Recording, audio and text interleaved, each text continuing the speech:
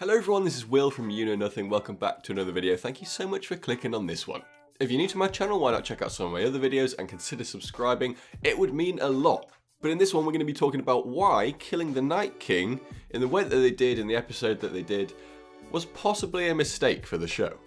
So episode 3 of Game of Thrones season 8 gave me all the feels. I was in awe at the events unfolding upon my eyes for the whole 83 minutes. When it finished, I just stared at my reflection in the black screen in front of me, trying to comprehend the awesomeness of what I just witnessed. Now, almost every episode of Game of Thrones, to me, is a masterpiece. However, there's only been a handful that have had me on the edge of my seat, not knowing what was going to happen, such as the Red Wedding, Hardhome, Battle of the Bastards, and even the Spoils of War. The Long Night fits in with those episodes, and I'll forever remember my first time watching it. You can basically see my first reaction in my top 10 episode here. However, as someone who adores the series as a whole, perhaps I'm a bit biased. After speaking to a few of my friends and thinking about the narrative of the episode, I couldn't help but think that something was missing or perhaps something was wrong. Firstly, I'd like to say that I'm glad out of all the characters to kill the Night King, it was Arya. She's been on such a journey and they've been gearing her up to the task ever since Ned was beheaded, really. I didn't expect it at all until later in the episode, and Kit Harington himself said in the behind the scenes video that he'd have bet thousands that he would have been the one to take down the Night King. So I am glad that Jon wasn't the hero again, although I would have loved to see Jon and the Night King have a sword battle, even if it was just for 30 seconds or so. With everything that's happened previously, like at Hardhome and the Frozen Lake, the fact that Jon and the Night King didn't have a battle is almost a crime. The dragon battle doesn't count in my eyes. Also, the fact that no White Walkers were used in the battle is a huge letdown too. We saw a tame kind of fight with the White Walker in the Frozen Lake episode last season, and an awesome one between Jon and a White Walker in season 5 at Hardhome.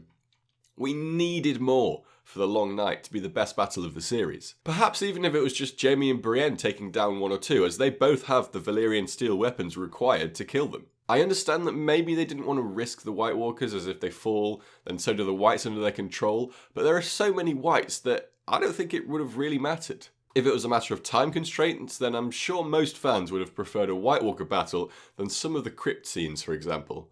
Or maybe just have more episodes. Game of Thrones was fine with 10-hour-long episodes per season in my eyes. If Jon had a little battle with the Night King and then maybe he was knocked down, allowing the Night King to then raise the dead and head off to Bran, that would have been enough for me. Now, I don't want to sound like I'm having a go at the episode because I genuinely loved it both times I've watched it so far, and I want to watch it again. But in terms of the Night King as a character, and the reasons why a lot of viewers were a little bit disappointed, is because it felt like they built him up for 8 seasons, only to kill him off in one quick sneak attack. Now, I know it was built up in the episode like he had a dragon battle, and Jon charged at him as he rose up the dead, and Drogon engulfed him in flames, and he didn't die. But all it took was a stab to the chest. It seems a little bit anticlimactic. At the time, though, I thought it was sick. They didn't really explain who he is. They didn't explain his backstory. They didn't explain what he really wants and what those bloody symbols mean. I have to admit, it does feel a little bit like a loose end that would have had a much better impact or would have felt much more final if some of these things were explained.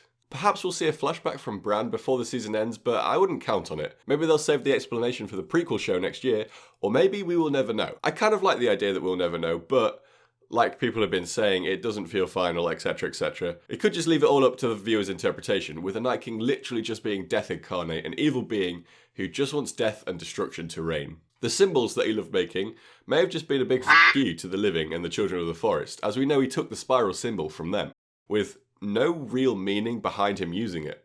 But why would the show bother showing a scene where he was created if he's just going to stay an anonymous character? Though Arya did stab him in exactly the same place in his chest where he was stabbed with dragonglass in the first place to be created, so maybe it was just for that.